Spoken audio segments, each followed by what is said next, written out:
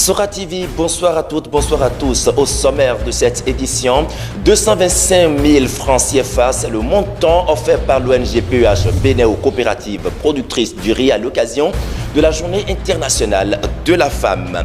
Un jeune frigoriste assassiné par son frère à Kovedi. Le drame est souvenu la semaine dernière. Témoignage des faits dans ce journal.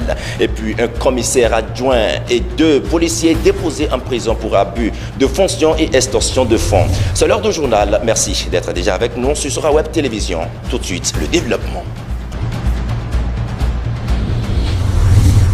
L'organisation non gouvernementale PEH Bénin célèbre les femmes productrices du riz de l'arrondissement de Ouessé, commune de Savalou. Cette ONG a offert une enveloppe de 225 000 francs CFA à 3 coopératives pour le développement de leurs produits agricoles. Le 8 mars 2023, PEH Bénin ONG célèbre les femmes et élèves de l'arrondissement de Ouessé, commune de Savalou.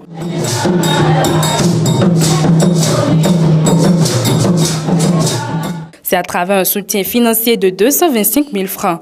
Un choix porté sur les femmes de la coopérative Wadaï, Tonayon, Sodokoni de l'arrondissement de Ouessé pour plusieurs raisons. Le 8 mars est une journée où on célèbre la femme. Et puis le mois de mars, naturellement, c'est le mois où les activités agricoles démarrent. Et aussi, les coopératives que nous encadrons, on essaie de les évaluer.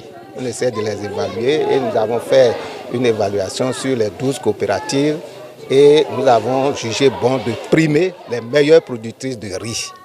Donc c'est pourquoi on les a primées. Ceux qui ont bien suivi les itinéraires techniques pour la production de riz, nous les avons évalués tels que je l'ai dit. Et sur 8 hectares qu'ils ont eu à réaliser, ils ont eu 32 tonnes, donc soit 4 tonnes par hectare. Donc c'est déjà extrêmement important où il faut les encourager à mieux faire. Le chef-centre de la promotion sociale de Savalou, présent à cette cérémonie, remercie PEH Bénin ONG pour l'accompagnement sans faille qu'elle apporte aux femmes. Il invite les femmes à se mettre au pas de la digitalisation en vue de ses innombrables avantages. Vous pouvez être chez vous et faire le commerce sans bouger aujourd'hui. Est-ce que quelqu'un qui ne connaît pas ça, c'est que la personne est en arrière. On va en Turquie avec le portable, sans bouger, sans prendre l'avion. Et on a les marchandises ici. Donc, c'est important. Et si l'effort qu'on fait à travers les textes de loi au niveau international, au niveau régional, au niveau national, pour promouvoir la femme, pour protéger la femme, et que c'est les technologies, les innovations qui vont encore rabaisser l'effort, je pense que ça serait vraiment mauvais. C'est pourquoi, au-delà des danses que nous venons de faire, et les filles ont vraiment bien dansé, au-delà des tam-tams, au-delà de tout, nous devons réfléchir. Les femmes qui sont ici, les femmes béninoises doivent réfléchir pour savoir qu'aujourd'hui, elles doivent être des femmes digitalisées. Le directeur du collège d'enseignement général de Très Ému promet mettre tout en œuvre pour faire connaître aux élèves les innovations et technologies pour l'égalité des sexes, un thème qui vise à reconnaître et à célébrer la contribution des femmes et des filles à la technologie et à l'éducation en ligne. Le thème qui a été choisi pour cette journée est un très bon terme et je pense que mes professeurs feront un effort pour mettre réellement l'accent sur l'utilisation donc du TIC et nous aider à dire aux apprenants que les TIC doivent être utilisés à bon escient et non pour des déviances. Chant, danse, théâtre, témoignages des bénéficiaires et la photo de famille ont été les moments forts de la célébration de la Journée internationale de la femme.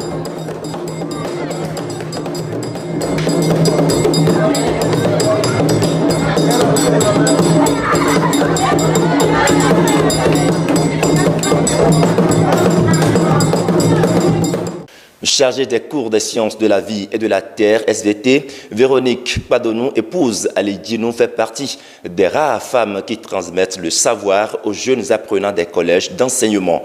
Préoccupée par l'épanouissement des jeunes filles, elle initie des ateliers de sensibilisation. Quelques jours après la célébration de la Journée internationale des droits de la femme au Bénin, Sora Web Télévision allume des projecteurs sur des motivations de son engagement. Reportage. Mardi après-midi, Véronique Padonou, épouse Ali Djinou, reprend les chemins des classes. Elle tient dans ce collège d'enseignement secondaire une classe de terminale. Très bien, les trois communications ont une relation de coopération, une relation d'intégration, de complémentarité pour pouvoir faire fonctionner les divers organes de notre organisme. Véronique Padonou, épouse Ali Djinou, vient de totaliser près de 15 ans de pratique professionnelle. En dehors de sa casquette de chargée de cours des sciences de la vie et de la terre, Véronique Padonou, épouse Ali Djinou, s'intéresse au rendement scolaire des élèves filles. Sa vision est de préparer une génération féminine consciente. Nous, on avait mûri notre réflexion d'accompagner cette décision déjà en préparant les meilleures filles.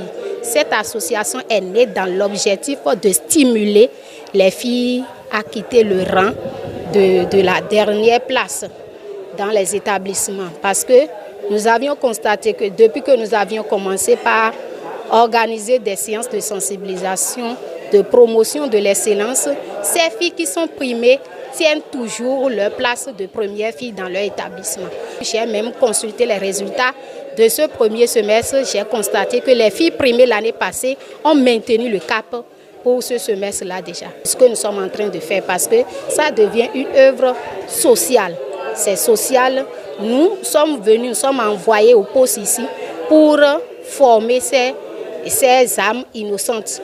Mais dans le même temps, nous sommes en train de dire que nous allons préparer notre relève. Si elles n'ont pas la même vision, à nous maintenant de les aider pour dire que nous sommes éducatrices. Nous ne sommes pas seulement appelés à éduquer nos enfants, mais nous sommes également appelés à accompagner ces âmes-là à évoluer. Avec l'association des femmes enseignantes de la commune de Savalou, elle s'est forgée une voix de leader, un militantisme qui séduit déjà ses élèves. Oui, ça me plaît énormément parce que grâce à elle, on peut être content de voir que les femmes aiment travailler, se battre et montrer leur dignité en classe envers ses élèves.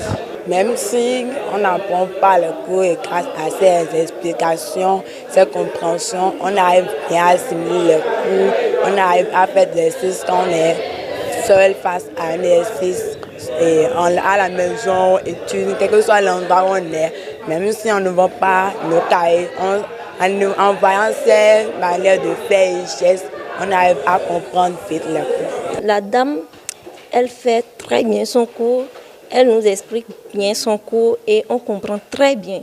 Pour cette édition de la Journée des droits de femmes, son association organise une journée de réflexion au profit des élèves filles de la commune.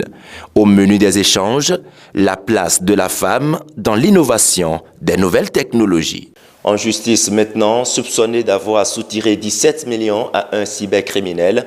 Mandat de dépôt contre l'adjoint au commissaire de Calavi, 2 agents de la même unité et un lieutenant. Selon les informations rapportées par PIS FM, la justice leur reproche un abus de fonction et extorsion de fonds. Les mises en cause nient les faits et plaident la faute professionnelle, mais refutent toute faute pénale. Ils ont été mis sous mandat de dépôt et le dossier est renvoyé à l'audience du lundi 27 mars 2023. Une triste nouvelle à Kovedji, un débile mental a ôté la vie à son frère à l'aide d'une hache. La scène s'est déroulée tard dans la nuit de ce mercredi 8 mars 2023 à Attaqué, une localité située à 2 km du centre-ville de Savalou. Suivant le témoignage de son frère Akodeyon Amagbeyon Yao, frère aîné du défunt.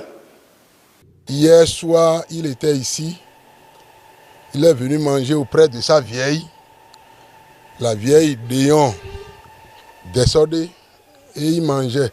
Après avoir fini de manger, il veut se reposer pour quelque temps. Sur ce banc qui est installé à côté du mur de son papa. Il dormait, soudain, son frère, qui est un peu malade, a sorti une hache bien tranchante et il est venu le fendiller à la tête. Dans les environs de 22h30, où la scène s'est passée, précisément dans la maison de son papa. Ce n'était pas un débit mental, il n'était pas comme ça avant. C'était un jeune étudiant de l'université de Parakou. Il avait fait l'économie et depuis, disons, 7 ans, il a commencé par surmener. Donc, lorsqu'il a commencé par surmener, il était arrivé ici et on traitait.